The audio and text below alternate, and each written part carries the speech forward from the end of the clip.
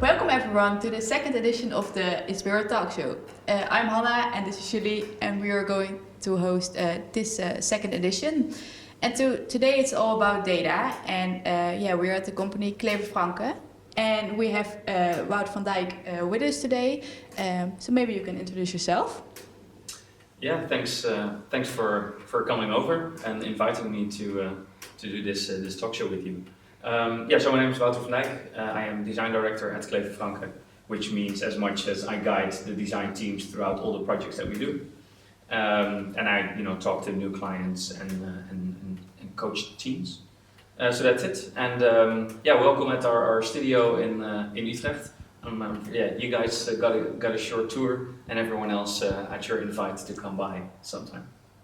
Nice. And maybe you can tell us a little bit more about what is CleverFranke doing as a company? Sure. Yeah. So we specialize in data visualization, actually data-driven design. So all of our projects have one thing in common, that there's a lot of complexity involved, and usually through data. We do different types of projects. So some projects that we do are really what we call design consultancy. So this is where we help clients really on the design side of things. So the end deliverable, we design something for them that they then take on and work with or build. Some projects we really do data visualization, either static or interactive or through installations. So that's really when there's a given data set that we analyze, parse, find a story and bring that in a compelling way. And then there's projects where we build products and systems. So that's really the more mature, larger projects where we're either sort of developing a tool or a larger website and completely sort of from conceptualization to actually building it. Okay, cool. So you told us already that you did industrial design at the university in Eindhoven. Yep. Could you explain why you chose this study and how you ended up at CleverFranke? Good question. I think when I was younger, I actually wanted to be in advertising. Not necessarily because of any reason, that I thought it was very creative and people could come up with both visuals and good text and sort of compelling stories. Then I got more interested in the technical side of things. So actually looked at architecture and engineering. But then it was actually my math teacher. Interestingly, now I work at a data visualization, and it was my math teacher who said, there's this new study called industrial design in Eindhoven, and I think it might be for you. And that's when I went to investigate, and it really sort of struck me and felt like a perfect fit. And also the setup that we have in Eindhoven with very project-driven, project-centered approach that really suits me. Yeah, and so how did you find CleverFranke? How did you join this company? Right, so the early starts. Yeah, what I was just sharing before we started recording. It was actually, I think, so Miguel who said as one of the first people, industrial design does not teach you for your first job. So what you have to do is you're gonna learn a great deal of things, but not the skills that will get you hired. And I also still see that in some industrial design portfolios, that it's like, so I see you have all of the conceptual thinking, but I'm dealing with client projects and I just need to get something out of you that I can also use rather than just investing in teaching. So that's what I sort of took to heart. And what I was doing in my spare time was actually building websites, doing both design and programming. So that's gave me some skills in web design. Then someone pointed me to user intelligence. That was actually my first job. It's a sort of traditional UX design consultancy. They do a lot of user testing and UX design, and that's really where people taught me the ropes of UX design. So that was my first job, was as a UX designer. And that's also what sort of my job title was at CleverFranke for a long time. But what I did was much broader than just sort of UX design in terms of, what does the screen look like or how do the buttons work and that stuff. So I started at user intelligence, and that was, a lot of sort of KPN.com, Philips.com, those large websites, which was okay, but it wasn't really interesting to me, I wasn't really challenged by it. Loads of opinion, loads of marketeers. Yeah, just it was okay. It was a nice culture, nice atmosphere, but it wasn't great. And actually found that the projects I found most interesting were the smaller ones. So I worked at a few companies where I was working in, one was about a loyalty program where opticians could set up loyalty mailings to their customers and do all these kinds of things. But I really had to sort of think how that would work from scratch. And that's what I found interesting, like how do you make that flow? What's top of mind for them? What's technically feasible, and how can we sort of come to a good design around that? And another project I remember was on real-time bidding. So that's, maybe you know about it. I didn't at the time. Is that sort of when you're sort of on Facebook or you're on Instagram, sort of, your profile gets offered to a certain number of advertisers who can bid on, how much is it worth to them that you see their advertisement. So this is all happening in real time and through multiple brokers. So there's this massive world that opened up to me. It was like, wow, that's interesting. But it also brings a lot of complexity around how do you sort of make an automated decision on sort of, which advertising is being shown, etc. So to come up first to sort of untangle how it actually works, and then to come up with a good interface for it, that's what I found super interesting. And at User Intelligence, we were doing projects with CleverFranke, so it's still a partner of us, and we still work with them from time to time. But I found CleverFranke to have the more challenging puzzles. So that's so I made the switch. Yeah. So CleverFranke is a business really about data-driven designs. Is that something you've always found interesting during your studies as well? I was always a bit of a data nerd. One of the things I did as a hobby was write parsers, so to scrape websites and build a data set and then do visualizations of them. So it was really sort of when I found that there was a company that was doing just that, I was like, all right, cool. I got some, I got some skills that you could use. That was it was always an interest of mine, and I also found during my studies that I was trying to do projects that were a bit more data intense, or there was always some sort of data set or database involved, and really enjoyed doing that part of the projects. And what do you enjoy most about data-driven designs? What makes it so interesting and fun for you?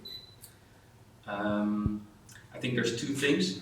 So what I like, that generally there's a lot of complexity involved, so there's really like with the real-time bidding or sort of any of our clients right now, there's a whole complex world behind it that you need to properly grasp in order to design for it.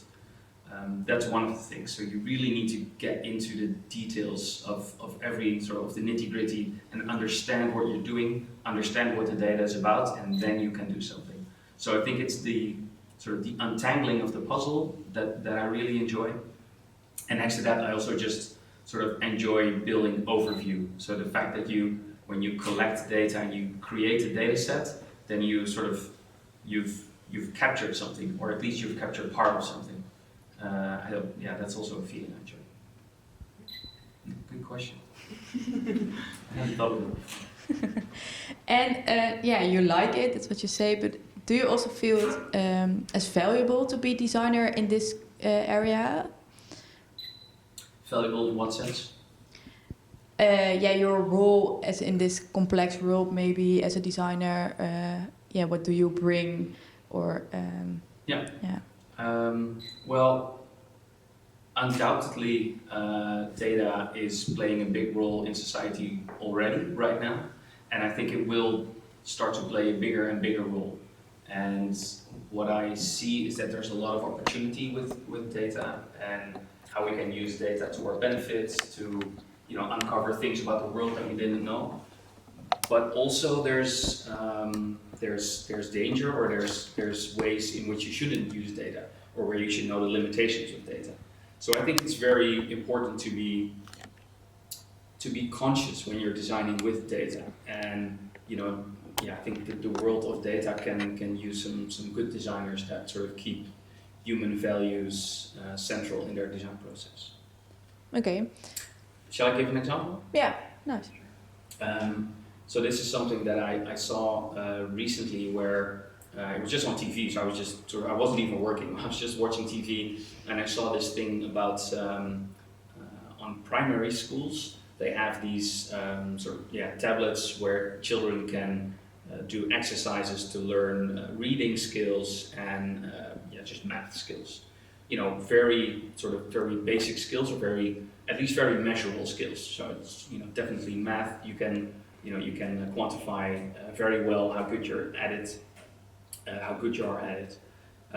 but also reading. Can you properly name all the vowels and the consonants and that type of stuff? It's very quantifiable.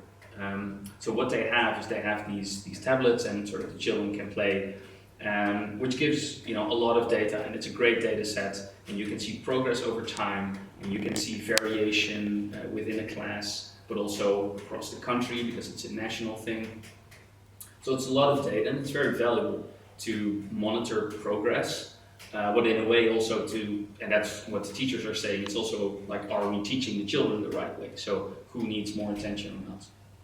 As a designer though, what I saw is that the visualization of the progress of a student over time was displayed as as a trend line, and as on the background of the chart there were colored bands, and there was of course a national average, and then there was a green band, first a light shade of green and then a darker shade of green above the average, and then there was a sort of shade of orange and a shade of red below the average, which is at first sight you think that's right, this is better, this is worse, but then coming to think of it, it's the average. So by definition 50% of students fall below that average, because it's the average of all children. So if all children would start to read better, the average moves up. And still, you're telling 50% of the children that they're not doing great. Because, red, let's be honest, you can make whole studies about cultural connotations with culture, color, cultural connotations of color. But in the end, red means bad. But that means that 50% of the children in the Netherlands, through this app, are being told that they're not okay, or that they're not doing well. Whereas, just the fact of a normal distribution, because in any natural process, you'll see the normal distribution of data points. 50% is going to fall below that average. That's really terrible. And I think, this is the thing where there's great potential in the data, but the way that it's being used now, that really merits better design. So you're still focusing on the user experiences. Would you say that is your big role for you, or? Sure. I think in a way, in the end, everything is about the experience. But I think there's two aspects maybe, and that's maybe what you're hinting at. There is the interaction. So the overall the flow. How can you use it? When is it being used? Is the design tailored to be used in those moments? But there's also the messaging. So how are we using it? When are we using it? And that is actually the more crucial part. So that first part, that's just about good design, applying the right rules and the right thinking and the right creativity. But the first really is about thinking, what are we presenting and how are we presenting it? Okay, interesting. That is crucial. And how would you like people to look at data when designing, for example, as a student, but I don't know, in general? Nice question. Deliberate, I think, is one of the first things. So you really have to be conscious of, what do I want to do with this data? First of all, like in my introduction, I said we sometimes do data visualization projects, and sometimes we're doing products and systems. This is where there's not a given data set, there is a data lake, and you need to pick out what has value. But I can't see the actual values, so I can't read the data, because tomorrow new data is going to come in, or every minute or every second new data is going to come in. So there's an important distinction between, am I doing an analysis of certain data and am I presenting insights, or am I designing a tool for people to use data and to perform a certain task or do a certain thing. I think, so the data visualization part is interesting, but in a way also the easiest, because that's when you have that overview that I was talking about, that complete data set. And I think in products and systems, you really have to think, what was that core purpose that we were designing for? What was that moment that we wanted to improve, or that we want to enable with data? And then how can data help the user in that sense? I think in any time with technology, we should really be mindful that technology serves us and not the other way around.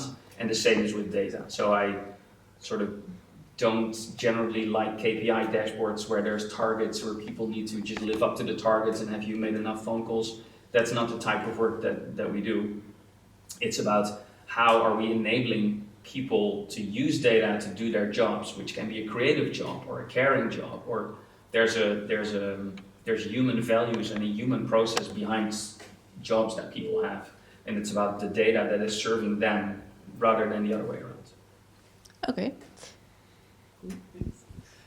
So what would you say that the impact or value that CleverFranke brings to society would be? Yeah, you sent that question beforehand, and I was thinking about it. I think it's in multiple ways. As an agency, and I mean, I love the fact that we're an agency because that allows us to sort of, there's new challenges in our studio every week. But in the end, we're always, not dependent, but there's clients that come to us, and there's certain clients that we pursue. But in the end, it's our clients that determine to the large extent what work we do. That's also an opportunity for us because we can select the clients that we work with. So, for example, we recently launched Globalance World, which is an investment platform, or it's a platform for an investment bank that's only focusing on sustainable investments.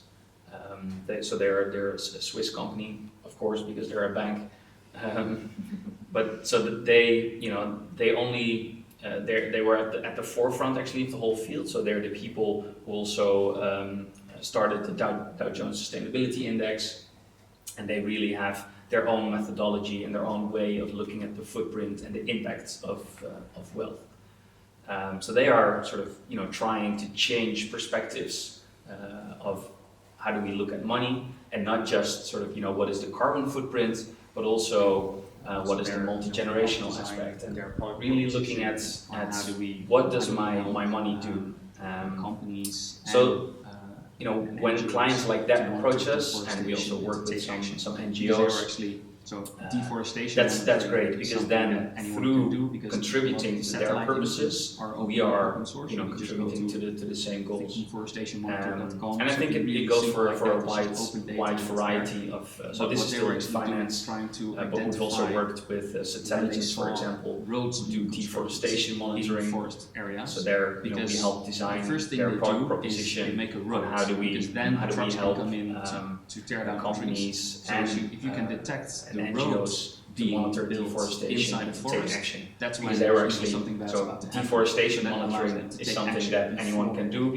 So these types of clients are great. Okay. In what way do you see CleverFranke grow as a company, or how would you like it to change? Actually, sorry. That's okay. I'm sorry. No, so it's about the clients that we can select and clients that we have. But I think there's something else, and that's where it's really about how do we design, and how do we design for inclusivity, not in sort of some of the more superficial ways, but also in accessibility. And what I think what one of our main concerns is that actually we see a lot of sort of cognitive loads and a lot of mental burden on people. You see a lot of burnouts lately, and so recently due to COVID, but also sort of it's a larger trend over the past years. And people are taking in so much information, and there's so much overload of data, but also of news, of social interactions. And I think that many people are not that well equipped to deal with all this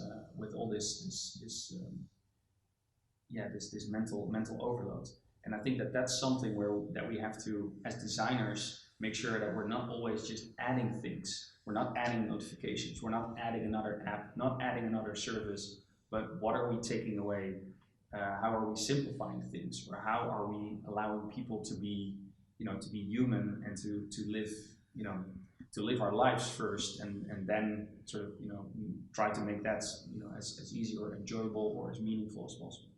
And I think the tendency is always to create overload, to add things. And I think what we need to do, and that's also why I love the fact that we're working with complex data, because that's really where we can try to make things simpler and make things more accessible and open and for anyone to understand and to work with. Okay. So to get back to my previous question before I interrupted you, do you see CleverFranke change in a certain way or grow somehow? Yeah, definitely. I mean, we're of course growing in numbers, not by excessive amounts, because we really want to forest and nurture the studio culture. So that's really important. It's okay. So right now we're working remote, of course, but we're really trying to have a collaborative atmosphere where sort of all of the designers and all of the developers know what other people are working on, and everyone is contributing. So, growth in our studio is definitely happening, but we also want to make sure that we don't become too large. I think in terms of what we do and the way that we do it, so we see clients come to us for more strategic questions. So in past years, they came to us, we need a dashboard this, we need a dashboard that. A lot of that actually is just off the shelf now, and off the shelf solutions are for many clients a lot better because it's very expensive to create something completely tailor-made, which we love to do, of course, but it's not always worth it. And I think what we see now is that sort of clients are doing, they're trying to sort of innovate their product proposition, or they have certain IP, or they have a strength as a company, and they want to make sure that they can still deliver that in the future. And they're asking us, how can we do this? Can you help us define good digital propositions, or how can we use data to strengthen our propositions? And that's great, because then you really get to work with with the C-suite. There's relatively large companies that are asking us for strategic advice, which is quite cool. Yeah, okay, cool. So you said that you don't really want CleverFranke to become enormous, to become very big. So because you like the atmosphere of having a bit of a smaller office and knowing every designer and developer here? Yeah, absolutely. And so, I mean, we are definitely growing, but when we grow at some point, you can open a second studio. So we have an office in Chicago. That's something that you can grow, because at some point the creative atmosphere and the creative synergy that you really need a smaller team for that. And you can't, I don't believe you could with 300. So there's, of course, companies here in the Netherlands, but internationally, where you have 300 designers. You're just going to get subcultures then. You're going to get subgroups, which is also fine. It's also a strategy. But I really feel that the type of work that we do, where technology, data, and design are so intertwined, you really need a closely knit team in order to do that. And how do you create a closely knit team during COVID? Do you have a certain strategy now with your team? We do everything that we can. So that includes all of the cliches. So we do a lot of bingo nights. Actually, one of our co-founders, Gert, is a great bingo host. I can definitely recommend that. That's of course silly, but fun nonetheless. We host team meetings. We do a small team meeting every week where people are presenting things that they're working on, because not everyone is involved in the same project. So those are things that we do. We make birthday videos for each other, on when people have their birthday. We have small sort of coffee meetings in order for people that are not on the same projects to meet each other and have a chat about certain things. we're using this app called Ommetje, which is stimulating people to go for a walk. I'm sure you know it as well, Yes. as I see by your faces. But that's also good because that also not only is another way to bond, but it also helps to get people behind their laptop and make them feel that it's okay to take a break, and the fact that you need a break because you can't be behind your laptop 8 hours a day or 10 or longer, depending on whatever deadline you're facing. So that's really important. And so I think we're trying to, both in the way that we collaborate. So we've also, for example, adopted a new tool called Figma, where before for some of the designs we were using Sketch. We're now using Figma because it allows for real-time collaboration. So you can just create a design and multiple people can work at it on the same thing. So I can still be typing a text where someone else is styling it and someone else is putting it together. And that really makes a difference because then you can get that collaborative vibe remotely as well. So both in work, in culture, we're doing drinks remotely. We're promoting people to just go and, take a few hours and visit each other, go for a walk together, have a coffee. So we're trying to, both in work and in socializing, stimulate people as much as possible to take it easy. It's not the same, it's okay, and let's together create awesome stuff. Okay, cool. I think we are going to have a short break as well, and then we'll get back to our final questions. All right, thanks.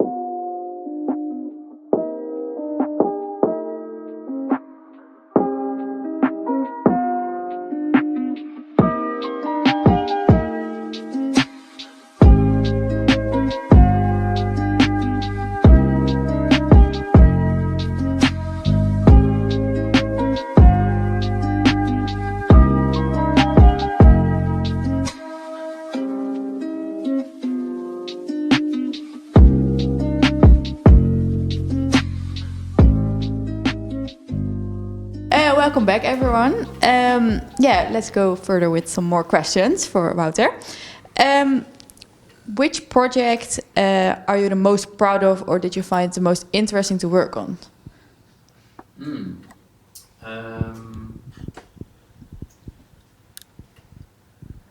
So I think actually in terms of proud of, and also in terms of the impact that we can make, I think it is the GloBalance project that I just mentioned, GloBalance World. I think this is something where, so interestingly enough, sort of, sustainability is on a lot of people's radar, and we're monitoring what is our carbon footprint, how can we be more energy efficient, do we have green energy, where do you go on holiday, how do you travel, any of these things. But I think the whole topic of the impact of money, and not just what you're purchasing, but also your bank account, your savings, your pension, the mortgage of your house. So these might all be topics that as a student are not really top of mind yet, but they will be at some point. But so there's a lot of money, and it's not the money we're spending, but it's money that's somewhere, and you can actively make a decision around where that goes and what happens with it. And yeah, in a way, unfortunately, but the reality is that money is a very powerful instrument. It determines a lot of things. So even with these things, you can make a difference. And to me, that was really an eye-opener.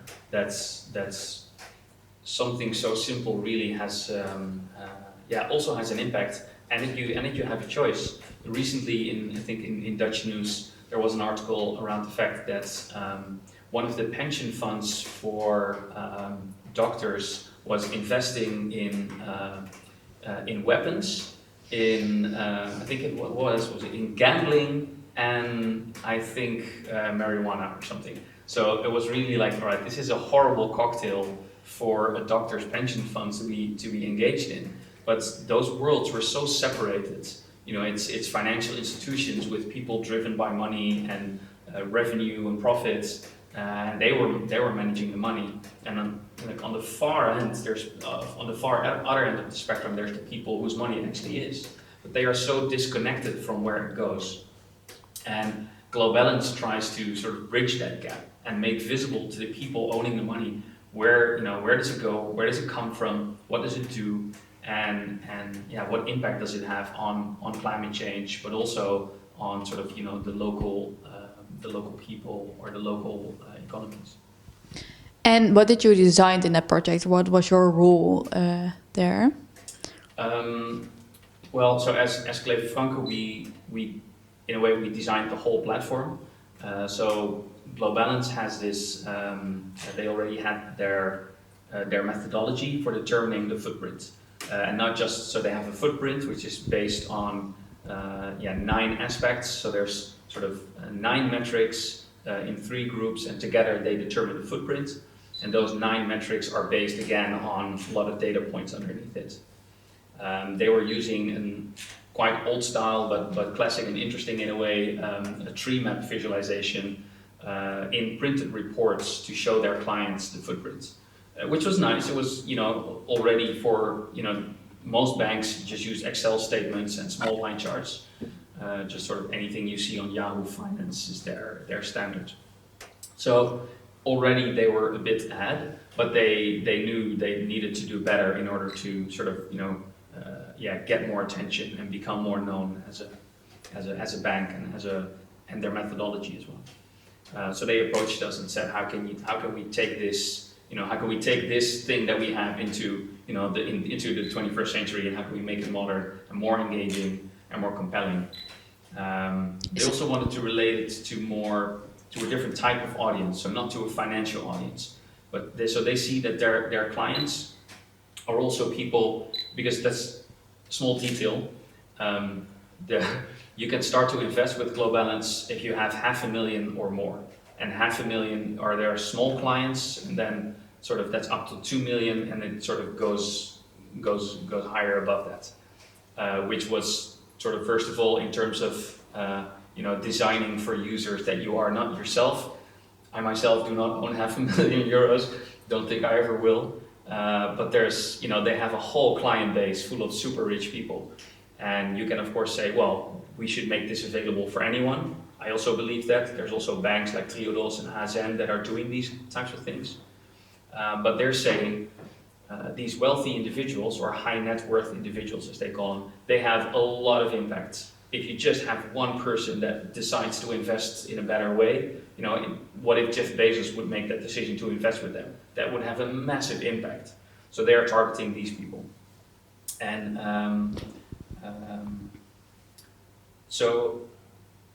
but some of these people, it's not money they earned themselves. So for some, it's young investors or entrepreneurs that made a company and all of a sudden are super wealthy. There's also people who just inherited the money, and they actually feel a different way about the money because they're like sometimes even uncomfortable. Like I don't like the fact that I need to control the family heritage. It's not something that they're proud of or that they did. It's like in a way a burden, and also sometimes they feel uneasy with the money.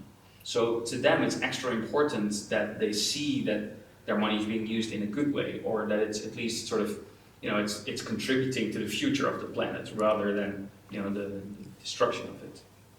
So what they wanted was a visual language that really, sort of embodies the vision that Globalance has and the footprint that they have, and have sort of a whole different tone of voice, both in aesthetics and in text, to emphasize these facts. And I think that's the biggest sort of challenge that we took on, is how can we take a very data-driven approach, but at the same time make it all about the impact of wealth and their methodology and what it's doing, rather than just the numbers. So we determined this shape language. We created this pebble, so every asset, which can be an investment in a certain company, a certain stock, or they're also purchasing currency, for example. And we made this data-driven pebble shape, which is a very friendly shape based on these 9 data points. And that pebble shape is one of the key central aspects where, to represent the portfolio. And that shape is being used throughout the platform. And we combined that with just a globe, which is in a way very cliche, the blue marble, but it's also very powerful. It creates this distance to, you're taking a step back from, your banking app that just shows you a set of numbers. And it, really is that literal step back. This is what it's about, and this is where your money is going. Okay, I understand why you're proud of this project. It sounds really cool. Yeah, it's very interesting how you use data for your designs. Because for a lot of students, incorporating data during a design process feels sometimes a bit obligatory, and probably not the most fun part. But how do you look at this, or do you have any advice for those students?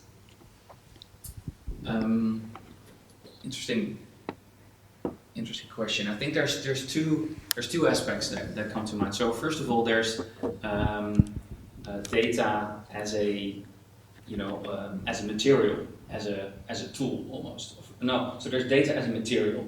That's what we often do in many of our projects. So data is one of the things we need to design. So you can mold clay, you can mold data, you can design certain shapes, you can design the way data looks.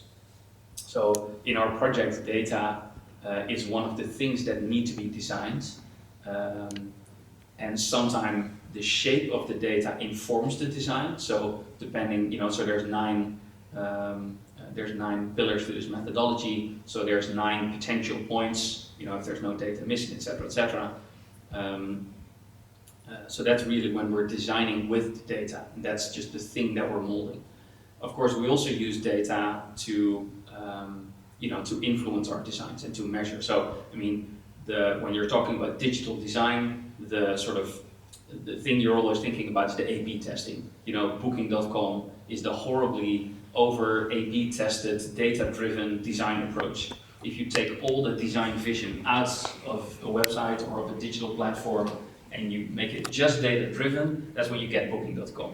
So as a user, you feel stressed. There's a lot of possibilities, and there's a reason you still go to it, because they have the most the most hotels, the most different places to stay, sometimes the best prices, but it's by no means a nice experience because everything is data-driven, designed to make you convert, to make you book that hotel room. That is, of course, not the type of data-driven design that we like to do or that we believe in. But that's not to say that data does not play a role. So we do a lot of user testing, sometimes quantitative, but most of the times qualitative. And of course, we also use data in the research phase before we even have a design to just either do sort of market research or to know more about the topic and know more about sort of the psychology behind a certain aspect. So my question actually to you would be what type of sort of using data is the one you feel that students are struggling with? Good question.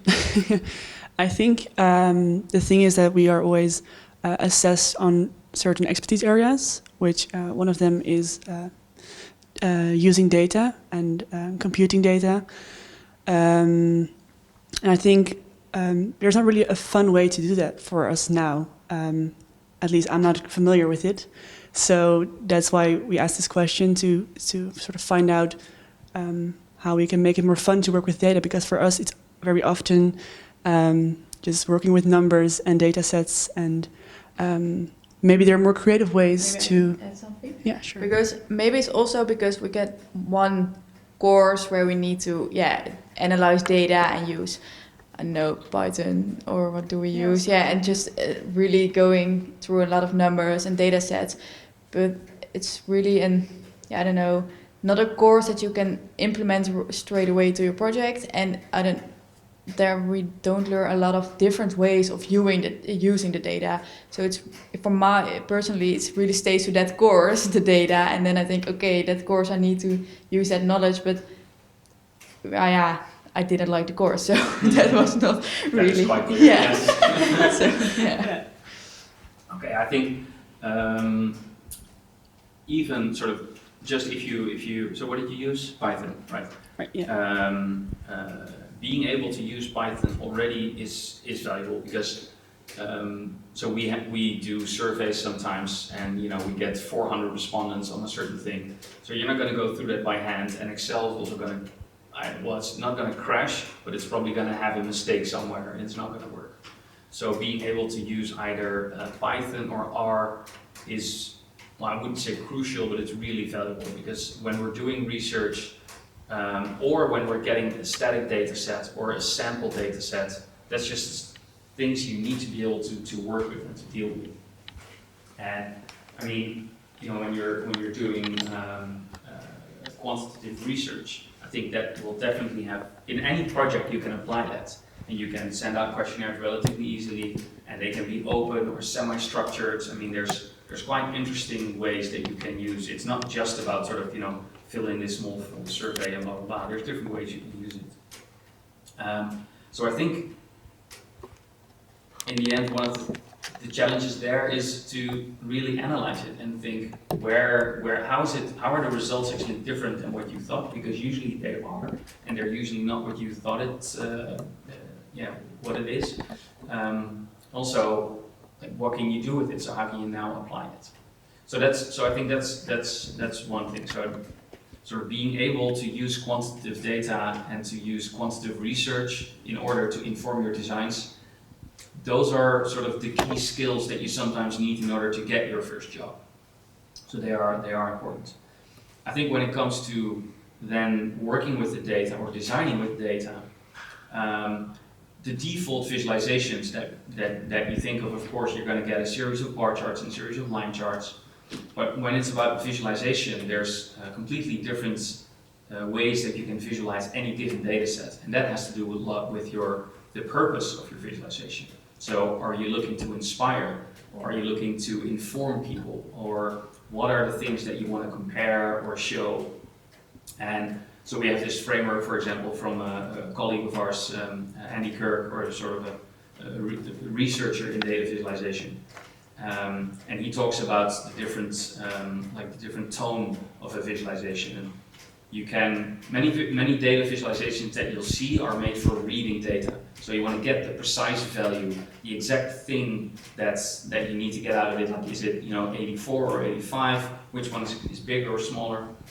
But there's different purposes for visualization. Sometimes it's just about getting a sense of proportion or seeing the distribution. Like, are there two which are super high and all the others are low? Or is there an even distribution? Or are there sudden changes, for example? Or are there inflection points? So you can think about the purpose of your visualization and then choose different visualization types or different highlights in order to design it in different ways. And I think that's one of the things we try to be very deliberate with what visualizations we're making and for what purposes or what moments. And in the end, that is crucial to working with data as well. So there's a design side next to just the mathematical or numerical side to data. Okay, I think those are very good advice for the students. So a bit more about working with data.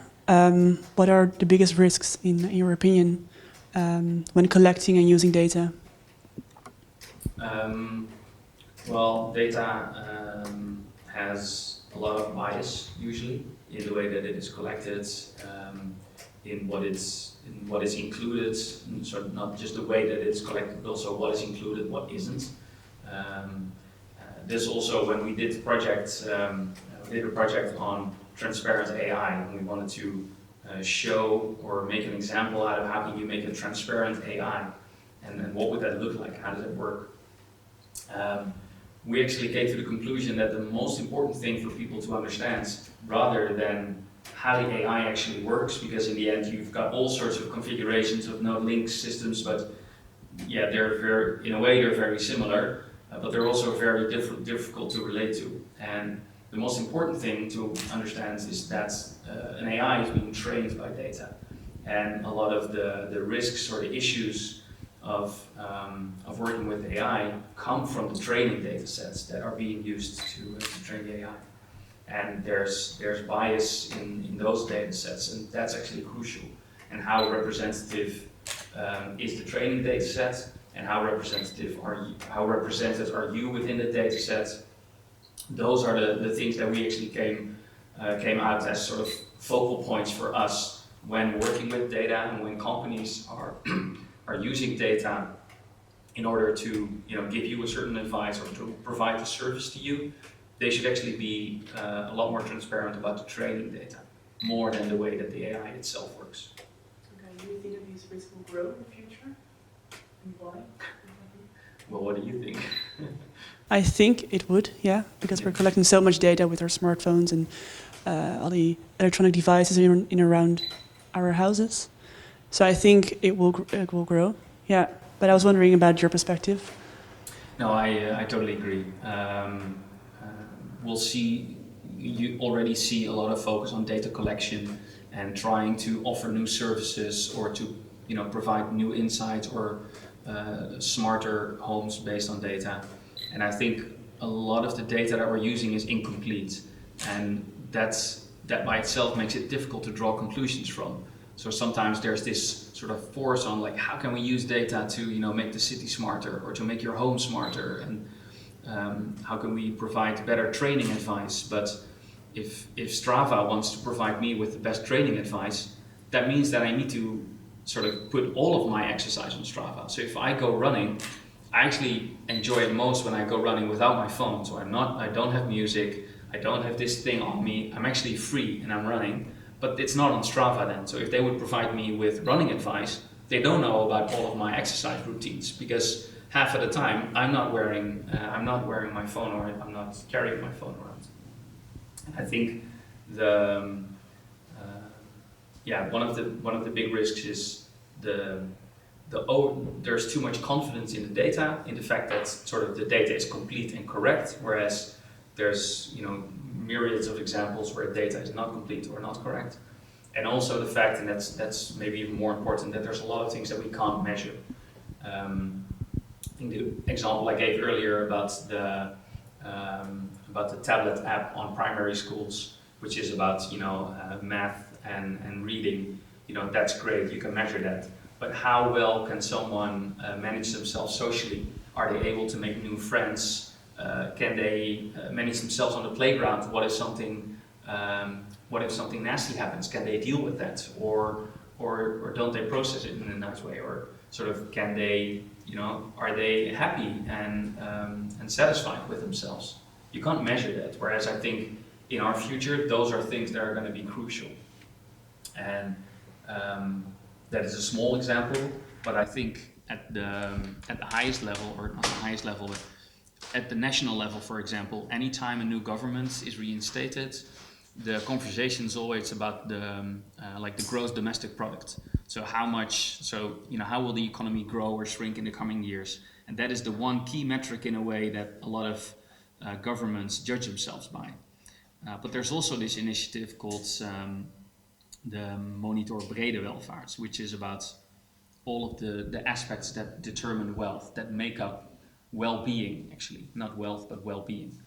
And but that is a data set of like 30 different data points that are very difficult to measure and are even sometimes only sort of determined by hand every 2 years. So it tries to draw a more complete picture, but it's very difficult. And I think that's sort of the immeasurable aspects of life. Those we need to make sure that we don't forget them. Okay, right. And is there a certain way of how you deal with the risks when using data in your projects? Certain things you pay attention to, maybe? It's a good question. I think, so of course we work with clients, and usually the data we work with is their data. So I was asked a while back, like, how do you analyze data? And I said, or how do you validate the data? And I said, well, actually, we don't, because often it's not our data. We can't even sort of check it or validate it because we don't know the reality that it represents. What we do, of course, is that we have sort of checks and balances with our clients that they provide us data and we give an output, but is it actually correct? Does it match their expectations? Sometimes we ask them to do the same calculations and see if they come up with the same end results. So we just give them the same data set and say, okay, so can you now determine this, this, and this, and what is the outcome? And does that match our reality? So so there's a lot of sort of checking and making sure that data is correct and that we're doing calculations correct.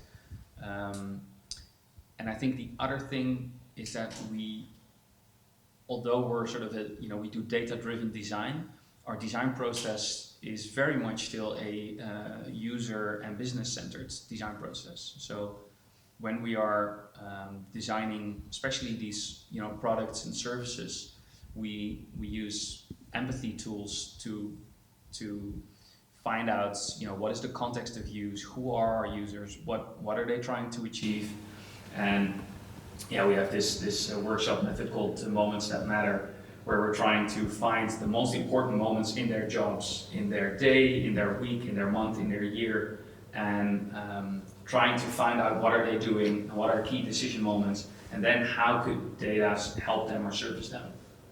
And by doing that, we're ensuring that the data is helping them do their job rather than the other way around, and that we're providing something of value.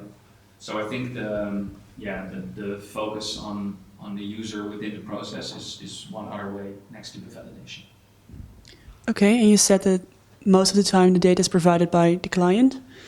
Then how do you deal with privacy when using their data and maybe sharing it or applying it to a design? We have excellent lawyers. No, honestly. So we often have these agreements, and there's this is the part that you gradually find out. You're just working in a studio, you're doing nice projects, but before we actually get to work with the client, there's usually months of preparation in not just setting up the project and how do you run it, but also these aspects. Where is the data going to be stored? Who is going to be liable for that? Are there processes around that? So there's actually a whole, I think 10 years ago it was maybe still a bit different, and data leaks were not so common or not so maybe actually they were common, but no one noticed. And I think the world has matured on the aspect of data. I think GDPR was a big step in that. So there's a lot of sort of groundwork to be done before we get to work with the clients and before we get to work with their data. Okay. There were also a few things that students would like to know, other students than us. So one thing was, do you have any good sources or programs that are really useful for data? Well, I think we already mentioned them. The two killer ones are R and Python. So in working with data, and maybe just SQL. So that can be any type of SQL, but if you can understand querying, then you can understand a lot of important aspects of data, of aggregation, of breakdowns, of these types of things, of filtering. So, so R is software in itself, the other ones are more languages, so you can use any software for that. And I mean, when it comes to visualization, in a way, there's a lot of smaller tools online, for example, like Raw, where you can create data visualizations on the fly. But we often actually just use sketches and then we go to any design tool because in the end our visualizations are created by code and so the design is free to use whatever you like. Okay, yeah, cool, interesting. Then they wonder, how do you see the link between data and design? Is it really a role in design, or what is the connection between these two? Yeah, I mean, it's a good question. It's not one above the other. I think it's really this messy process where you'll have to find the match between the data that you have, the data maybe that you can find, and the world of the user and what they have and what their purposes are and what their goals are. And you have to find where that overlaps. And data visualization, Venn diagram is also a data visualization in a way. So you have to find that overlap between the two. And when we're making static visualizations, that's also when the data itself can dictate the shape of the end result. So there's, for example, this visualization on the number of drone attacks in the Afghan war. And there's, it's this visualization where there's sort of, there's really sort of a bomb flying in, and then there's actually sort of an inverted bar chart facing downwards. And the whole sort of, the motion and the design of it really, that's where the data emphasizes the topic that it's representing. So yeah, when data visualization goes well, that's when they strengthen each other. Okay. And maybe we already discussed it, but what makes data fun? How can anyone not love data? I mean, Yeah. There's, about perfect numbers? No, it's okay. So some of us maybe are a bit number geeks. I think in the end there's a lot of power behind data, and actually from that, I'm not sure whether it was from the same. It was from the same. I was sharing about the tablet app before and the progress of children.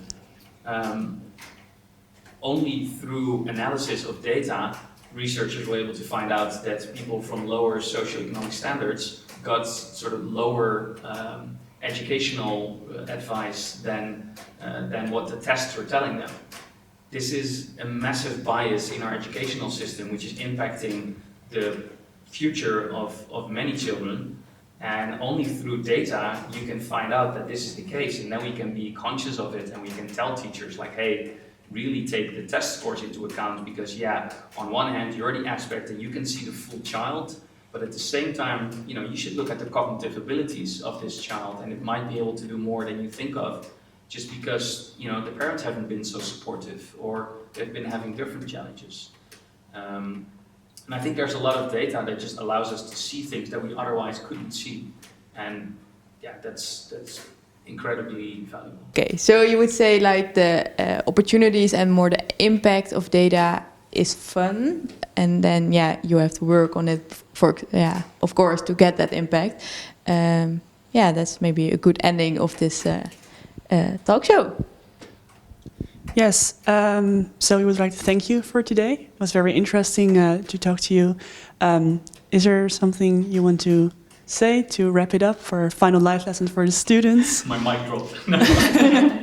For example. No, so I liked your the way that you summarized it. Indeed, I think it's never about the data itself, but it's about what the data represents and what new perspective it allows us to see and to bring. And I think that's in a way it's a given for the future that we'll need to be able to design with data, and not just with data but also with AI. The future and technology is becoming more and more specialized, more powerful, more specific, but also in a way more demanding towards us. And I think we'll really need good designers that can grasp the essence of the technology, of the intelligence, of data, and then design for a humane future using that data and using that technology. Not disregarding it, but also not making it dictate our lives. And I think in order to do that, you really need to understand people, and you really need to understand data and technology. And that's what industrial designers can do, and that's why they're valuable to us. Okay, well, thank you. With that, we would like to wrap up. We brought a small gift for you as a thank you for today. Thank you. Hannah, I will hand it over to you. Yeah, thank you. So, I definitely love this.